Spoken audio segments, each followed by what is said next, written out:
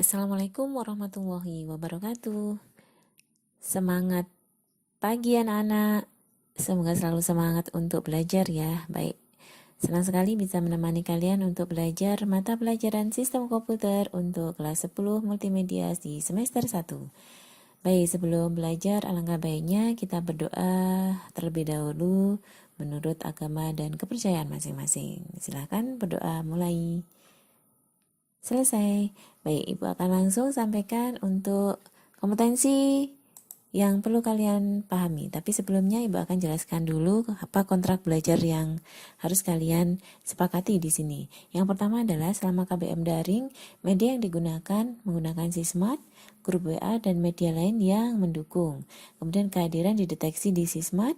Kemudian yang ketiga, mohon keaktifan dalam kelas sesuai jadwal mapel. Yang keempat, mengerjakan tugas yang tersaji dideteksi di Sismat. Kemudian yang ketiga, mohon keaktifan dalam kelas sesuai jadwal mapel.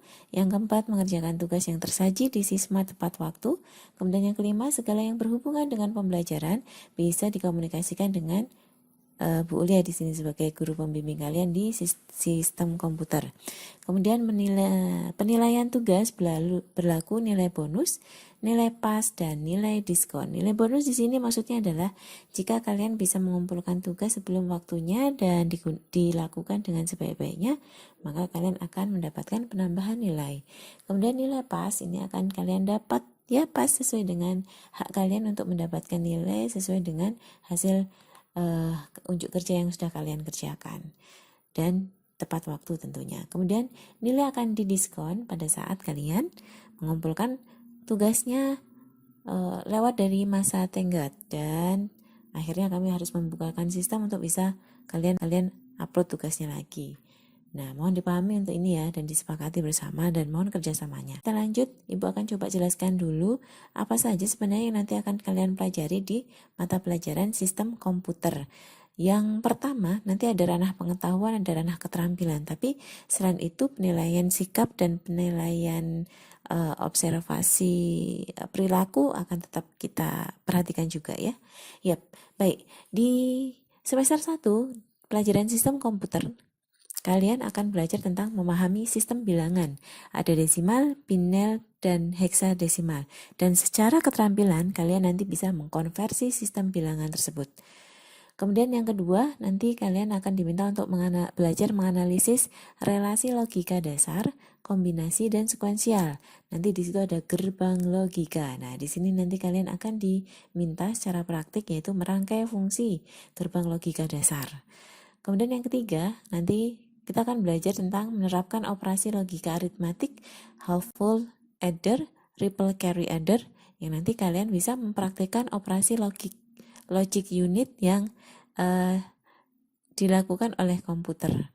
Kemudian yang keempat, nanti kalian diminta untuk mengklasifikasikan rangkaian multiplexer, decoder, dan register. Serta nanti secara keterampilan kalian bisa mengoperasikan aritmatika dan logika ALU gitu ya.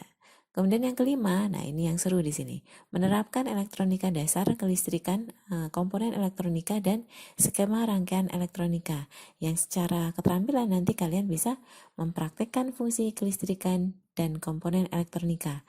Nah ini kita akan coba fungsikan untuk penerapan di bidang sistem komputernya. Jadi anak-anak, secara keseluruhan kalian belajar tentang sistem komputer ini berhubungan dengan kalian memahami cara kerjanya sebuah komputer berpikir, bekerja, berproses itu bagaimana. Nanti kita akan pelajari di sistem komputer ini. Kemudian di semester 2, kalian juga akan menerapkan dasar-dasar mikrokontroler. Nanti di sini ada beberapa mikrokontroler yang akan kita pelajari. Kemudian yang ketujuh, nanti kalian akan belajar tentang mikrokomputer dan belajar tentang apa itu arsitektur komputer. Dan di sini kalian bisa menyajikan gambar minimal blok diagram komputer gitu. Kemudian yang ke-8 nanti akan belajar tentang mengevaluasi perangkat eksternal atau periperal yang ada di sekitar komputer dan merangkai perangkat eksternal itu dengan konsol unit. Kemudian yang ke-9, menganalisis memori berdasarkan karakteristik sistem memori dan membuat analisis atau alternatif kebutuhan untuk memodifikasi beberapa memori dalam sistem komputer. Dan yang ke-10 adalah menganalisis struktur CPU dan fungsi CPU. Dan nanti kalian bisa menyajikan rangkaian internal CPU. Mata pelajaran sistem komputer ini sebenarnya bertujuan untuk nanti kalian belajar sebenarnya komputer itu cara bekerjanya itu seperti apa gitu. Ya, berbeda dengan mata pelajaran komputer dan jaringan dasar. Di mata pelajaran komputer dan jaringan dasar, itu di komputernya kalian akan belajar tentang sebuah komputer itu didukung oleh alat-alat apa saja. Gitu.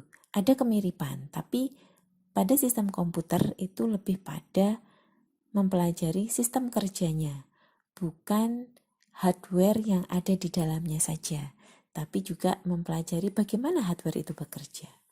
Gitu. Semoga bisa dipahami ya. Lanjut. Itu adalah kompetensi dasar yang akan kita pelajari. Baik. Sebelum ke materi inti, Ibu perlu menjelaskan tentang indikator yang akan kita pelajari di materi pertama, kompetensi dasar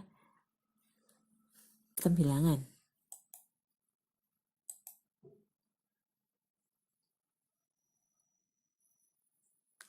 Ya, kita akan masuk ke materi. Tapi sebelumnya Ibu harus jelaskan di kompetensi dasar yang pertama ini adalah kita akan belajar tentang sistem bilangan. Nah, ada tujuan pembelajaran dan indikator pencapaian kompetensi yang harus kalian miliki pada pertemuan KD yang pertama ini.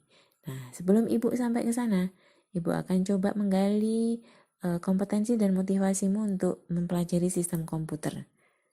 Kira-kira apa yang kamu baca di sini? 0, 1, 0, 0, 1, 0, 0, 1 dan sampai terakhir 0, 1, 1, 0, 1, 0, 1 ini. Nah, kira-kira bisa menerjemahkan nggak? Ini maksudnya apa? Ini adalah kode biner atau bit-bit biner yang bisa dibaca oleh komputer. Komputer hanya bisa mengenali angka 0 dan 1 dari sebuah terjemahan yang tadi kita inputkan atau kita inginkan sebagai output. Kalau kita terjemahkan dalam sebuah konversi bilangan, maka arti dari kode-kode ini, angka 0 dan 1, itu sebenarnya adalah terjemahan dari sebuah kata I love you, gitu. Dengan spesifikasi I, L, Y-nya itu adalah besar. Karena kalau I-nya kecil, L-nya kecil, Y-nya kecil, itu pun nanti kode binernya berbeda. Jadi sebenarnya pada saat kalian memencet huruf A dalam sebuah keyboard, yang akan dikenali oleh komputer itu adalah sebenarnya 0 dan 1 saja. Nah, kemudian pada saat A itu ditampilkan ke sebuah layar komputer, maka itu akan diterjemahkan lagi ke dalam bilangan yang lain yang bisa dibaca oleh manusia, yaitu adalah seperti ini, huruf-huruf seperti ini. Nah, itu menggunakan kode juga. Oke, tentang kode, kalian yang suka mainan kode ke temannya, itu bisa menggunakan kode biner ya. Baik, masuk ke materi. Jadi, sistem komputer itu adalah jaringan elemen-elemen yang saling berhubungan, berbentuk satu kesatuan untuk melaksanakan suatu tujuan pokok dari sistem tersebut. Kalau itu adalah sebuah komputer, maka di situ akan membentuk sebuah satu kesatuan pengolah data yang nanti akan menghasilkan informasi. Dalam sebuah pengolah data ada proses input, ada proses, ada output. Oke, kita akan beranjak pada sebuah sistem bilangan. Sistem bilangan itu adalah suatu cara untuk mewakili besaran dari suatu item fisik. Kalian kalau mau menyebut satu keinginan, saya ingin 1 mangkok bakso, maka di situ ada bilangan 1 ya, yang nanti akan mewujudkan berapa keinginan yang kamu inginkan. Gitu. Dan di situ ada besarannya. Kalau tentang besaran bisa belajar di fisika juga nantinya. Nah, ada sebuah bilangan yang nanti juga ada besarannya dalam sebuah komputer. yang nanti kalian akan pelajari di sebuah bilangan besaran bit, byte, dan teman-temannya. Akan pelajari tentang jenis-jenis sistem bilangan. Yang pertama adalah bilangan biner. Bilangan biner itu adalah bilangan dengan basis atau radix 2. Dan dia mempunyai himpunan angka hanya 0 dan 1. Di sini ada 2 bilangan ya. Dia radixnya 2. Dan mempunyai kelipatan adalah 2 pangkat 0, 2 pangkat 1, 2 pangkat 2, 2 pangkat 3, 2 pangkat 4, dan seterusnya. Dan itu dari kanan ke kiri. Kemudian di bilangan biner itu digunakan pada pemrosesan suatu data pada sebuah rangkaian digital. Nah, contoh penerapannya itu ada pada alamat IP atau Internet Protocol. Dan contoh penulisannya bisa seperti ini. Oke. Yang kedua, itu adalah bilangan oktal dengan basis 8 dan mempunyai angka 0, 1, 2, 3, 4, 5, 6, 7. Loh, 8-nya mana, Bu? Enggak ada 8-nya. Jadi kalau dalam sebuah bilangan oktal itu tidak ada angka 8 ya. Karena di sini dia hanya angka 0 sampai 7. Kenapa? Basis 8. Dengan kelipatannya adalah 8 pangkat 0, 8 pangkat 1, 8 pangkat 2, 8 pangkat 3, 8 pangkat 4, dan seterusnya. Dari kanan ke kiri. Nah ini pada awal-awal dulu komputasi, itu di bilangan oktal digunakan untuk menghitung input dan output. Tapi sekarang sudah kalah populer daripada bilangan heksadesimal. Kenapa? Karena bilangan heksadesimal jangkauan data yang bisa terbaca itu bisa lebih banyak.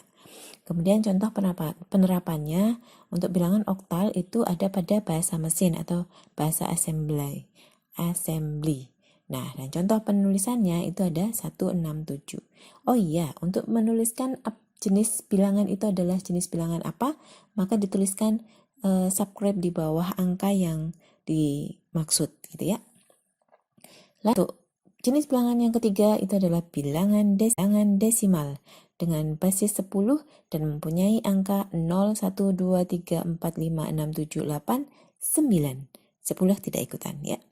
Karena di sini hanya ada 10 angka saja. Dimulai dari 0. Dengan kelipatannya sama, tapi di sini adalah dengan 10 pangkat 0, 1, 2, 3, 4, dan seterusnya dari kanan. Nah, ini digunakan pada kehidupan manusia sehari-hari untuk menghitung, untuk menentukan besaran gitu ya. Dan untuk mengkonversi pada sebuah tampilan yang bisa dipahami oleh user manusia. Memang ada user yang selain manusia? Ada. User yang selain manusia berarti kayak robot gitu ya. Sedangkan robot itu sendiri adalah elektronika atau alat elektronika yang dia bersifat mempunyai rangkaian digital. Nah, berarti seorang robot itu hanya bisa membaca 0 dan 1, walaupun bisa juga menerjemahkannya dalam bentuk bilangan desimal. Kemudian contoh penulisannya seperti ini. Ada yang salah ya. Di sini harusnya 10. Lanjut, ada bilangan heksadesimal. Heksadesimal dengan bilangan basis 16, maka dia punya angka 0, 1, 2, 3, 4, 5, 6, 7, 8, 9. Nah, untuk 10 diwakili oleh A, kemudian 11 itu B, 12 itu C, 13 itu D, 14 itu E, dan 15 itu F. Jadi angkanya ini ada 16 digit ya. Dengan kelipatannya 16 pangkat 0, pangkat 1, pangkat 2, pangkat 3, pangkat 4, dan seterusnya sama dari kanan ke kiri. Nah, ini digunakan pada bahasa mesin atau bahasa assembly. Dan contoh penerapannya itu digunakan pada alamat IP versi 6 atau Internet Protocol versi 6, dengan bisa juga digunakan di alamat memori. Biasa tertuliskan 0 kali A2 gitu kan untuk sebuah alamat memori. Nah, penulisannya contohnya seperti ini. Baik, sampai di sini tentang jenis-jenis sistem bilangan bisa dipahami ya.